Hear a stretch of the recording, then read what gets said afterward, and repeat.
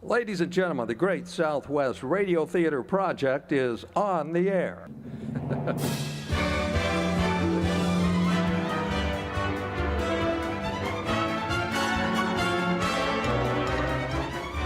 Live from the Branham Amphitheater in the beautiful Sonoran desert town of Casa Grande, Arizona, next to the Big Brew Coffee House, the Great Southwest Radio Theater Project presents an evening of radio drama. Tonight, we bring you a classic thriller from the very popular Escape radio series entitled Three Skeleton Key, followed by an original Arizona story entitled Home, Arizona, told in the noir style of a Raymond Chandler or a James K. novel, and created and written by our own Great Southwest Radio Theater actor and writer, Bill Alwyn. We bring you our first drama, but first, a word from our sponsor.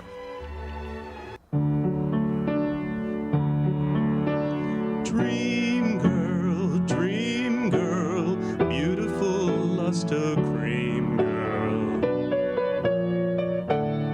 Tonight, show them how much lovelier your hair can look after a Luster Cream shampoo. Only Luster Cream brings you Kay Duma's magic formula blend of secret ingredients plus gentle lanolin.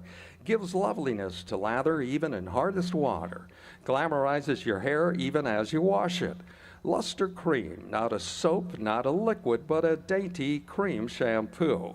Leaves hair fragrantly clean, free of loose dandruff, glistening with sheen, soft, manageable. Gives new beauty to all hairdos or permanents. 4-ounce jar, $1. Smaller sizes, either tubes or jars.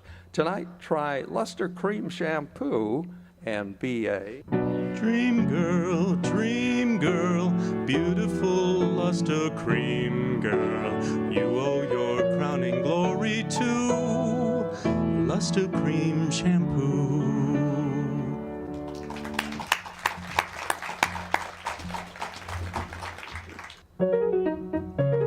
Two beans times two beans make 4 beans. Nescafe uses much more beans. 10 beans times 4 beans, and add 3 more beans, make 43 rich coffee beans. Yes, you get 43 beans in every cup of Nescafe. Real coffee beans, that's all there is in Nescafe. 43 beans make every cup of Nescafe. All coffee, instant coffee. With the let's have another cup taste. Extra beans means extra flavor. Today's Nescafe goes all the way for flavor with 43 choice beans in every cup. So be sure to always keep a 12-ounce jar of Nescafe instant coffee in your kitchen cupboard so that you can enjoy a delicious hot cup of Nescafe instant coffee.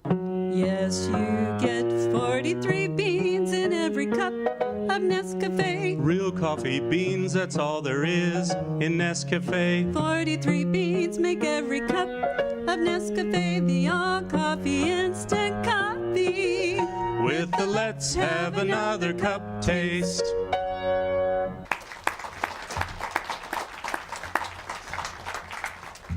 And now sit back and relax with a hot cup of Nescafe instant coffee and enjoy this sentimental favorite. Please welcome Bonnie Lee.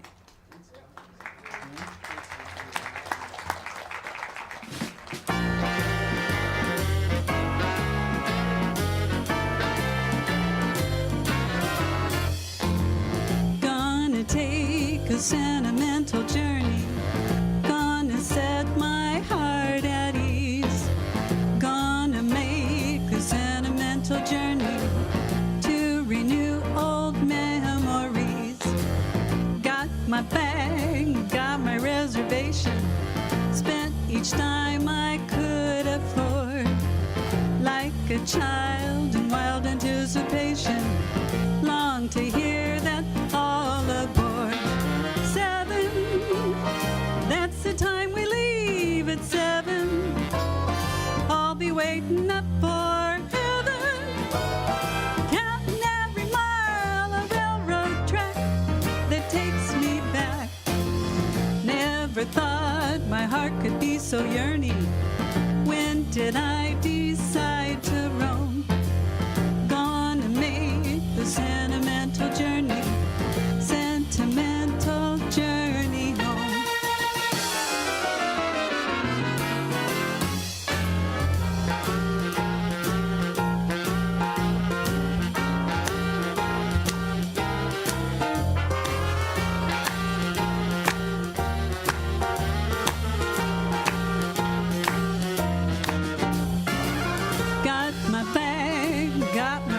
starvation.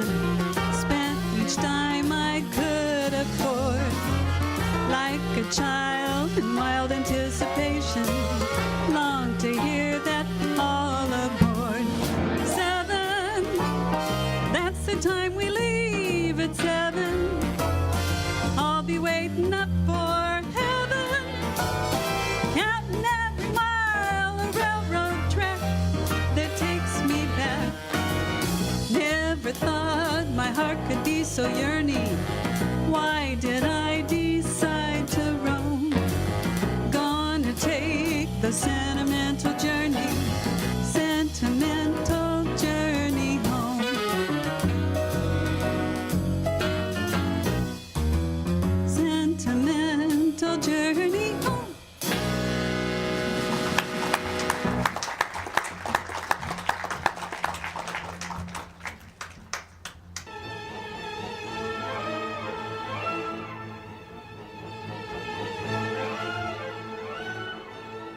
Tired of the everyday routine? Ever dream of a life of romantic adventure? Want to get away from it all? We offer you Escape.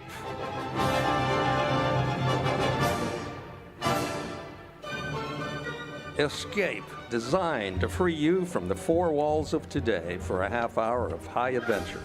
Tonight we escape to a lonely lighthouse off the steaming jungle coast of French Guiana and a nightmare world of terror and violence, as George Touduze described it in his hair-raising tale, Free Skeleton Key.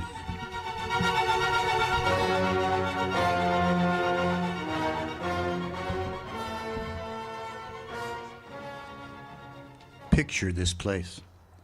A gray, tapering cylinder welded by iron rods and concrete to the key itself. A bare, black rock, 150 feet long, maybe 40 feet wide.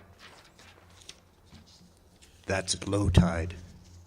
At high tide, just the light, rising 110 feet straight up out of the ocean, and all about it, the churning water, gray-green, scum-dappled, warm as soup, and swarming with gigantic bat-like devilfish, great violet schools of Portuguese man-o'-war, and yes, sharks, the big ones, the 15-footers. And if that wasn't enough, there was a hot, dank, rotten-smelling wind that came at us day and night off the jungle swamps of the mainland, a wind that smelled like death. Set in the base of the light was a watertight bronze door. And in you went. And up. Yes, up and round, past the tanks of oil and the coils of rope, cases of wicks, racks of lanterns, sacks of spuds and cartons and cans, and up, and round.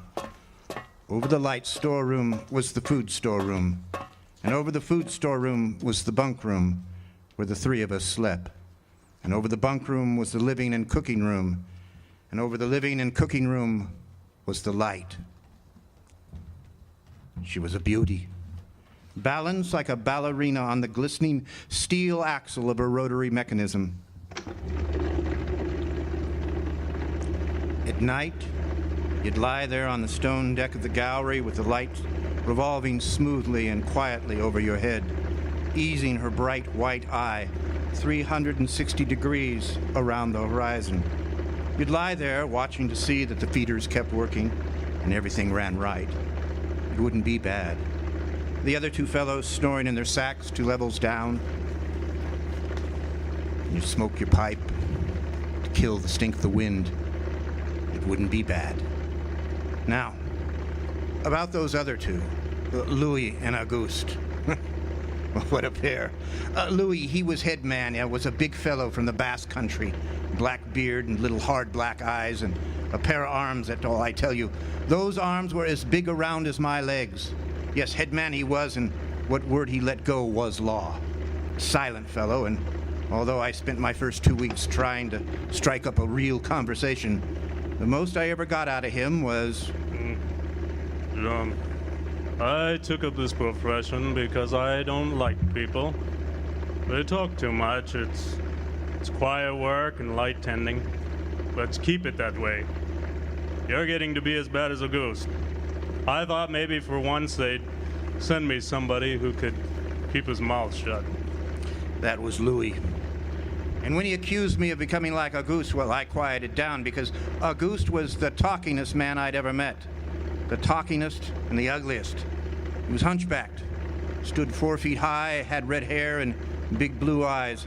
Seems he'd been an actor in Paris. I played in over 200 different productions, dear boy. At Le Grand Guignol. Oh, but it was monstrous, horrible. The way they used to scare the audience, I was hated. Yes. They used to throw things and hiss and bare their teeth at me. Finally, it got too bad. I couldn't stand it any longer. I gave up the theater. My nerves, you understand. Yes, gave it up completely. I really did. I couldn't stand it any longer. It all started one morning at 2:30. I was on watch, lying on the cool stone deck, pulling on my pipe, staring out at the blackness, the phosphorescent combers and the big yellow stars, when, out of the corner of my eye, I noticed something show up for a second, something the light had touched far off. I waited for her to come around again, and when she did, there it was, a three-master, a big one, about a half-mile off and coming down out of the north-northwest, coming straight for us. You must understand, our light was where it was for a very good reason. Dangerous submerged reefs surrounded us, and ships kept clear. But this one, this sailing vessel, was coming straight on. I went over to the gallery door and yelled down, "Louis! Louis! Huh?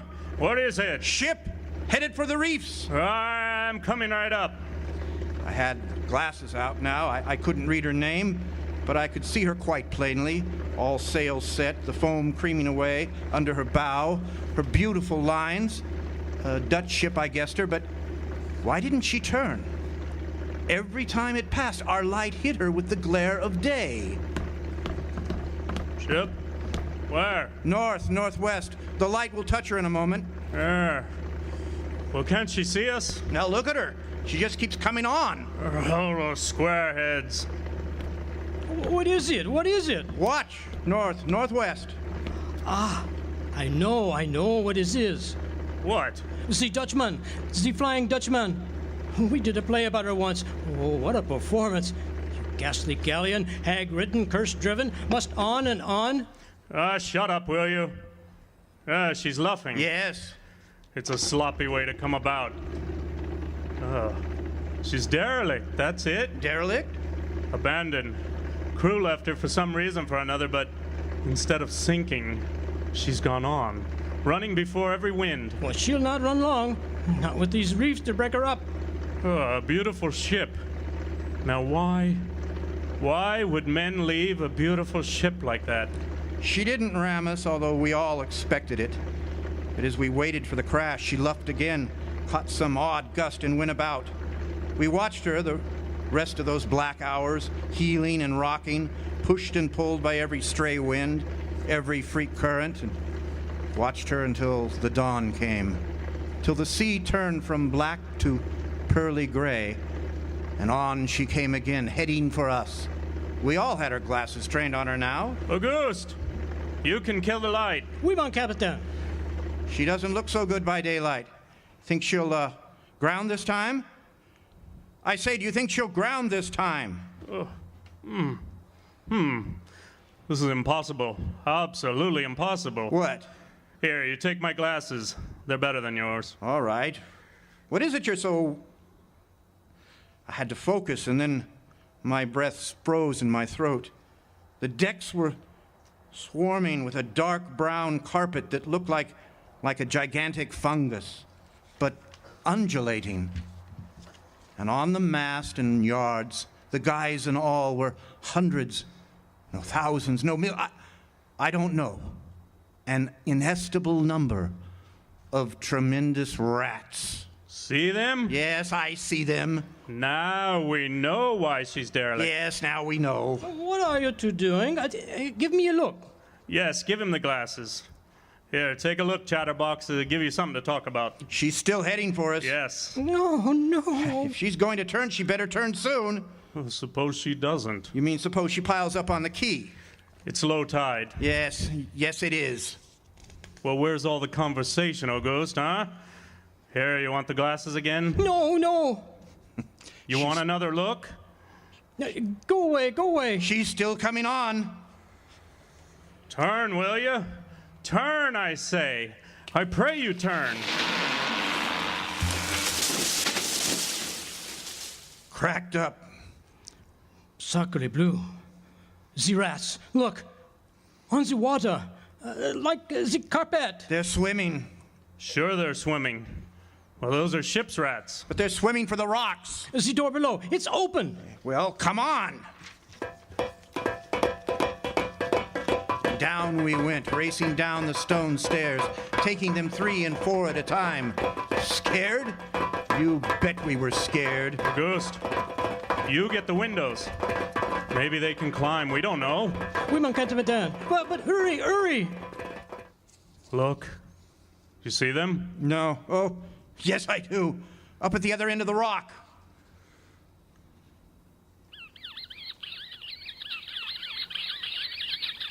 Look at them. Millions. Oh, they smell us. Here they come. We'll close the door. I can't. It's stuck. Here, let me. Made it. Holy. Oh, that was close. Look, one got in. Look, there. Well, get him. Watch it. Kick him. Oh, what a brute. He was as big as a tomcat, bigger. And his eyes were wild and red, his teeth long and sharp and yellow. He went for us, starving, ravenous, and we fought him. Fought that one rat all over the room. It was, oh, believe me, I do not exaggerate. It was like fighting a panther. I got him. We better get aloft. Yeah. As we ran up the winding staircase, we passed the tiny windows of the various levels, and at every one was a thick, wiggling, screaming curtain of brown fur. I was ahead of Louis, and I dreaded each successive level. Suppose they had found a way in. Look at them. Oh, will you look at them? Oh, it's a nightmare. Will you look at them? The air of the gallery was thick and fetid with the stink of them. The light was dim, brown filtered through the crawling mass that swarmed over the glass, all about us. We couldn't see the sky. Nothing but them. Their red eyes, their claws, their wiggling hairy snouts, and their teeth. The rats. They screamed and howled and threw themselves against the glass. They were starving. And we three, we stood very quietly, oh, very, very quietly in the center of the glass room, under our beautiful light. And we waited. Sacre bleu. Oh, what can we do? Take it easy. I can't. I just can't. Well, won't do any good it won't do any good to stand here and shake. That's right. Go away, do you hear me? Go away this instant. Oh, they won't go away. Not until... Finish it, mon capitaine. Not until what? Not until they've been fed.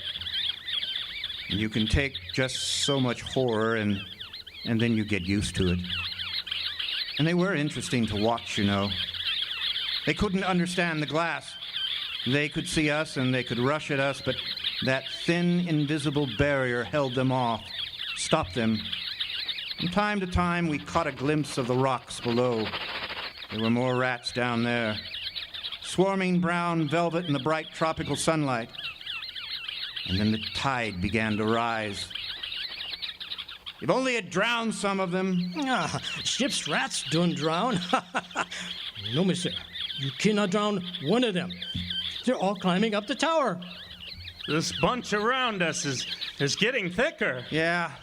Say, what's the time? 6:15. All right, you've got first watch, Jean. Right.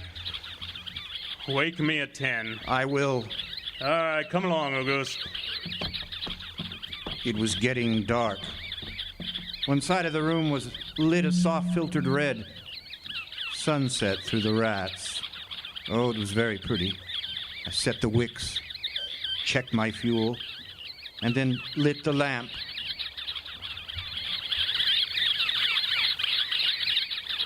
It caught them, lit them in their gigantic wiggling web of pale, hairless bellies, twitching red tails and bright eyes. And then I started the rotary motor.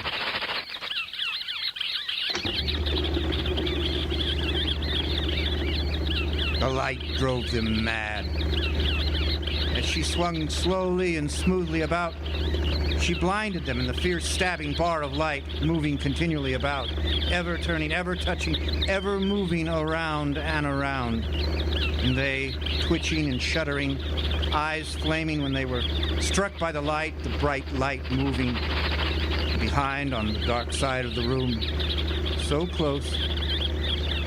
close I dared not turn my back. But you can't help turning your back when you're in a room made of glass. On the dark side of the room, you couldn't see them, but only their eyes. Thousands of points of blank red light, blinking and twinkling like the stars of hell. And when I came up into the gallery early the next morning, there stood Auguste, his back to me, and he was bowing to the rats, waving his arms and making a speech. My dear audience, I am going to play once again that magnificent role which made me the toast of Paris Theater.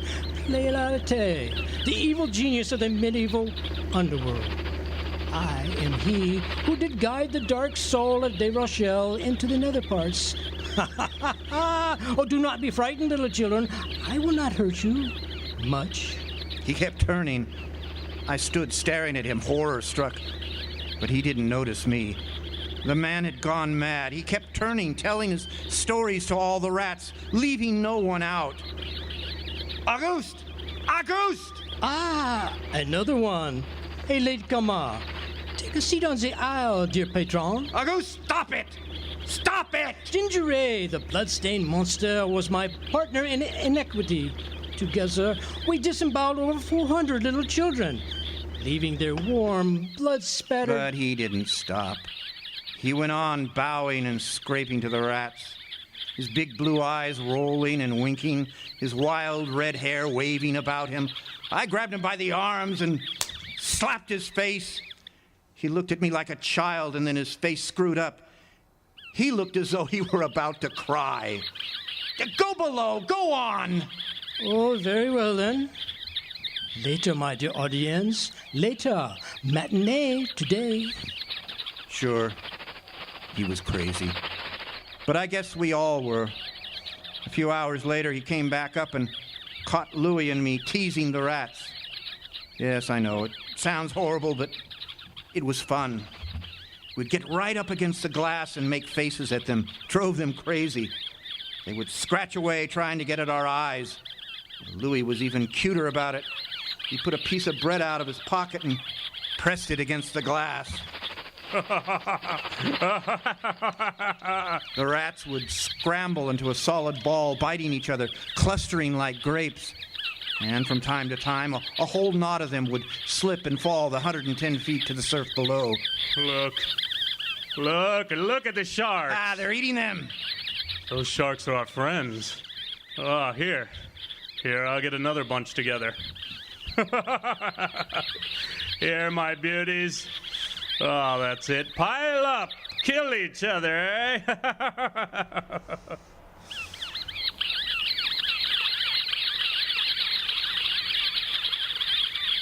There they go. Auguste joined in, too. He's very ingenious, Auguste. He learned that if he spread-eagled himself against the glass, they'd bunch and bundle against his figure, and then he'd leap back. Look, my portrait in rats. It went on all day. And then I was lying in bed. It was about midnight. I was very tired, and I was just beginning to fall off to sleep when I became conscious of a a new sound. I couldn't figure it out at first. I got up and lit the lamp and went to the window. And even as I looked out, I saw one of the panes begin to sag in. They had eaten the wood away. Louis, come quick! What? What is it? They found a way in.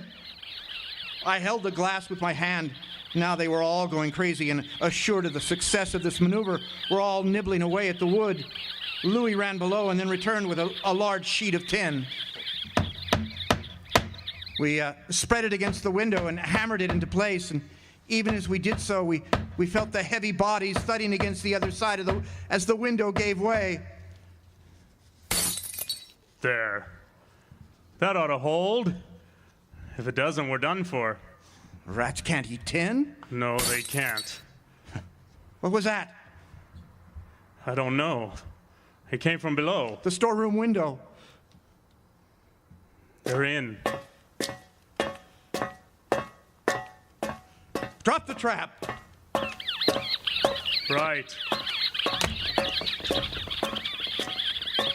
Two of them got in. Let's go after them. We didn't have to go after them. They came at us. I leaped to one side and grabbed a marlin spike, swung and smashed one in midair. I whirled to see Louis with the other. It had ripped his hand open and the blood was pouring out. He held his hand aloft and kicked at the snarling rat. I stepped and swung and I got him. Oh, my hand. He got my hand. That's both of them, Louis. I'll get you something to tie that up. Blood. Look at it. My blood. I'm bleeding. Don't worry about it, Louis. Here, I'll wind this kerchief around it. It'll be okay. Oh, blood. There. It's not bad. It's just the flesh. And then I became conscious of a new sound. They were gnawing their way through the wooden trap door. I watched the wood, fascinated. And even as I did, it began to give way, and a bristling, whiskery nose showed through. Louis, we've got to go up.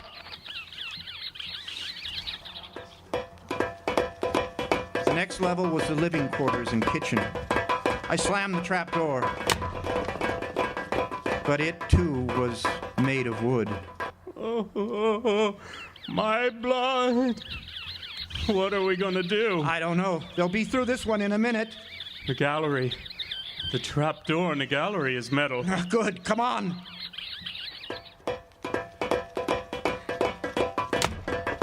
We made it. We lay across the trap door, exhausted, while below us, the rats took over the entire tower. I could hear them howling and fighting over our food supply, our water, our leather. And all about us, the others screamed and glared in at us, swayed in a tangled mass, hypnotized by that ever-turning light. By morning, the air in the little room was horrible. Until now, we'd been getting air from the tower below. Now that was sealed off, and so was all our food and water. We lay exhausted, panting, waiting. And the hours crawled on. I was almost dozing from fatigue when I saw a sight that brought me to fast. Would you like to come in, my beauties? Would you? I hold the powers of life and death, and I could let you in, you know. Auguste was standing by the glass, and in one hand he held a big wrench. He was tapping the glass gently, not quite hard enough to break it. I eased myself to my feet and slowly, very slowly, tiptoed toward him. All I have to do is tap just a little harder and... I grabbed him and threw him to the floor. And I found a coil of wire in the toolkit, and I trussed him up, fastened him to a stanchion in the center of the room. Louis was of no help. He lay on his side, looking at his bloody hand, weak and sick as a baby. So there I was, a lunatic and a coward for company, and all about watching our little drama. The rats. The day dragged by. The supply boat wasn't due for another 12 days. I don't know what they could have done if they had come. And we only had one way of summoning them. That was to shoot off distress rockets. But the rockets were 4 floors below. And even if they'd been right there in the gallery, I couldn't have opened a window to fire them. That night, I tended the light, but its flame was devouring our oxygen. The following day, we lay thirst-tormented, starving, and waiting. The following night, I again tended the light, but the small supply of spare wicks we kept in the gallery had become exhausted, and quite suddenly, at around midnight, the light went out. There was nothing I could do. The wicks were stored 3 levels below. Nothing I could do. Nothing. From time to time, I'd strike a match to see the clock. And when I did, it lit up the million red eyes about us, all about, watching, waiting. Below, it had grown quiet. They'd cleaned us out, and now they too were waiting, all waiting. And then the rats, quite suddenly, were silent.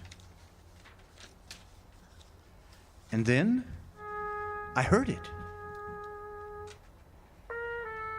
And then I saw the sky and the stars. And the rats were gone. I went to the glass.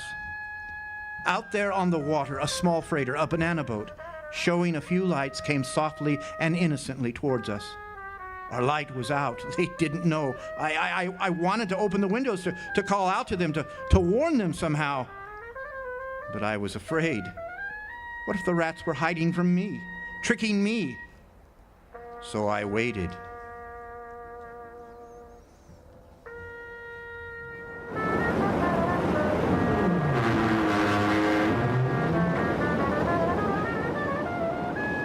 She grounded very softly on a reef not 200 yards from the quay. Grounded so gently that the man playing the cornet, and was he a passenger, a crewman off watch, he didn't even stop playing. They tried washing her back off. I could have told them to save their fuel. The tide was rising, would have floated her free. And I waited. That's all. That's the story. The sun came up and there wasn't a rat on the whole quay. Every last one of that terrible army had left us, gone back to sea on their new ship. Auguste? Insane asylum. He never recovered. And Louis? Well, they took him into Cayenne where he died of blood poisoning from his bite. Yeah? That's the whole of it. And if you'll excuse me now, I must go set my traps. No, mouse traps. There are no rats in this lighthouse. I should say not. Life in the lights isn't bad. But sometimes when I see a strange vessel approaching, I get a little nervous. Sure.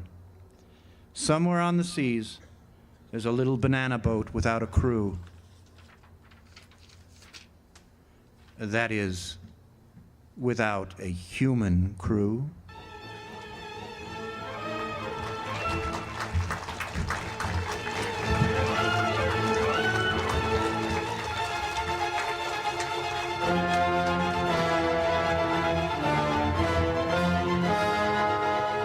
Tonight, Escape has presented Free Skeleton Key by George Touduze, adapted for radio by James Poe. The theme for the Escape series was Mussorgsky's Night on Bald Mountain. Featured in the cast were Bill Alwyn as Jean, Renee Sandoval as Louis, and Terry Turner as Auguste. Foley sound effects were performed by Rod Gibson. I'm your announcer and director for tonight's performance, Ralph Swain. You've been a great audience, and thank you for listening.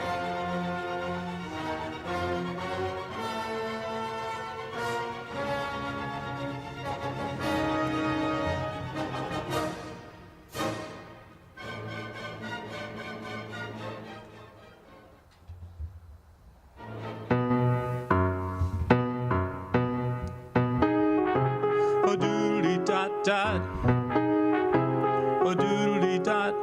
Pepsi Cola hits the spot. 12 full ounces, that's a lot. Twice as much for a nickel too. Pepsi Cola is the drink for you. Nickel, nickel, nickel, nickel, nickel, nickel, nickel, nickel, trickle, trickle, trickle, trickle, trickle, trickle, trickle, trickle, nickel, nickel, nickel, nickel, nickel, nickel, nickel, nickel, trick. Whether it's in a chilled bottle or at the soda fountain counter at your favorite drugstore, drink a cool, refreshing Pepsi Cola today. Pepsi, the nickel drink for everyone. A doodly-dot-dot, a doodly-dot. Pepsi Cola hits the spot. 12 full ounces, that's a lot. Twice as much for a nickel too. Pepsi Cola is a drink for you. Nickel, nickel, nickel, nickel, nickel, nickel, nickel, nickel, trickle, trickle, trickle, trickle, trickle, trickle, trickle, trickle, nickel, nickel, nickel, nickel, nickel, nickel, nickel, nickel, trick.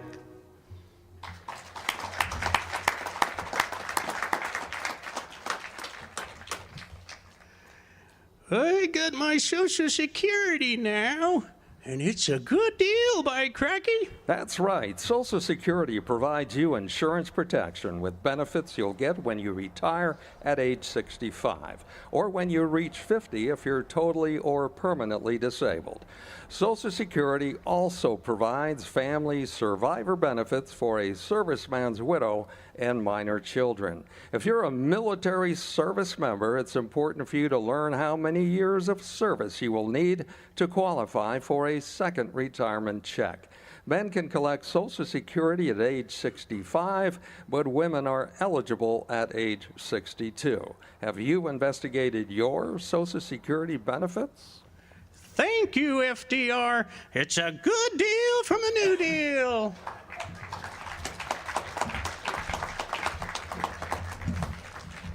And now sit back and please enjoy this very popular road song written by Bobby Troup back in 1946. Please welcome once again Bonnie Lee.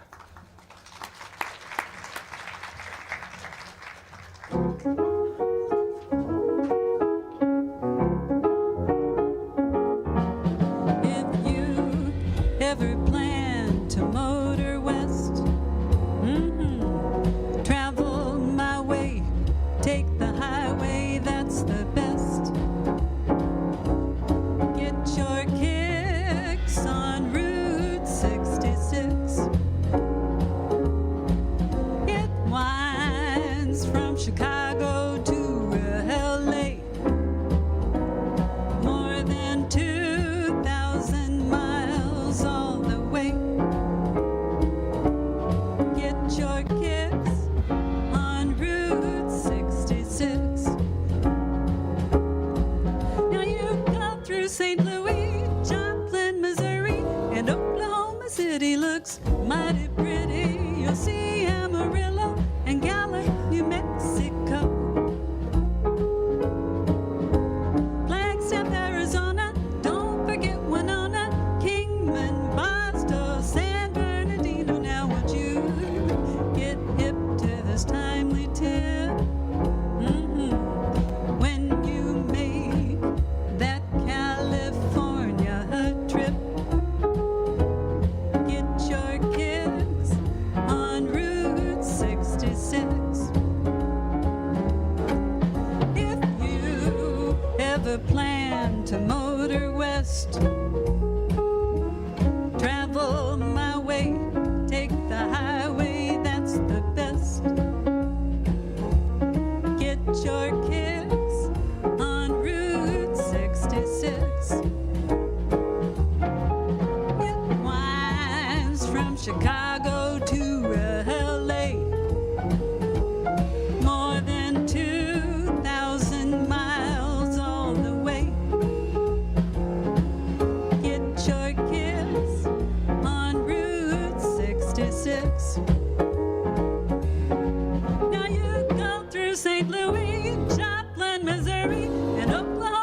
city looks mighty pretty. You'll see Amarillo and Gallup, New Mexico. Flagstaff, Arizona, don't forget Winona, Kingman, Boston, San Bernardino. Now won't you get hip to this timely tip? When you make that California trip, get your kicks on Route 66. Come on, get your kicks on Route 66. Get your kicks on Route 66. Bonnie Lee, let's hear it for Bonnie Lee.